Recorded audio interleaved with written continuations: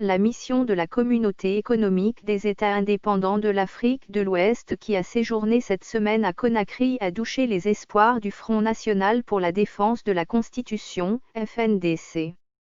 La ministre ghanéenne des Affaires étrangères et présidente du Conseil des ministres de la Communauté économique des États indépendants de l'Afrique de l'Ouest, Shirley Ayorkor Botkwe, a fait savoir à Abdourahmane Sanoh et compagnie que le débat sur le troisième mandat est révolu.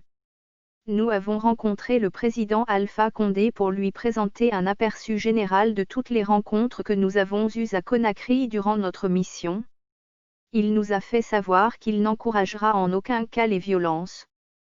Il a clairement montré sa détermination à faire en sorte que le processus électoral soit pacifique, a expliqué la chef de la diplomatie ghanéenne au terme de la mission de la Communauté économique des États indépendants de l'Afrique de l'Ouest, de l'Union africaine et des Nations unies. Elle a tenu à souligner, lors d'une conférence de presse, que nous avons rencontré une délégation du FNDC qui nous a fait part de ses préoccupations. Mais à 2 semaines de la présidentielle, nous lui avons dit que nous avons dépassé le débat sur la Constitution. Puisque la Cour constitutionnelle a déjà les candidatures. Il ne reste plus qu'à laisser les citoyens aller aux urnes pour élire le candidat de leur choix. Si les membres du FNDC sont toujours préoccupés par la question de troisième mandat, qu'ils aillent voter pour le candidat de leur choix. Nous observons attentivement ce qui adviendra après, a-t-elle fait savoir. Dans un fichier sonore qui a fuité dans la presse, le coordinateur du FNDC, lors de la rencontre avec la mission, n'a pas mâché ses mots.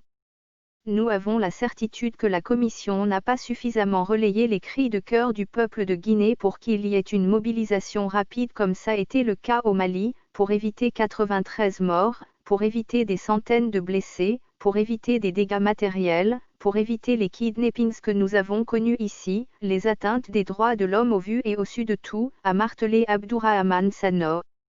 Si vous prenez la responsabilité de ramener la crise de la Guinée à une question électorale, vous endosserez la responsabilité d'un coup d'État en Guinée, a-t-il renchéri, avant d'insister sur le fait que l'injustice provoque toujours la frustration et les frustrations conduisent toujours à des réactions.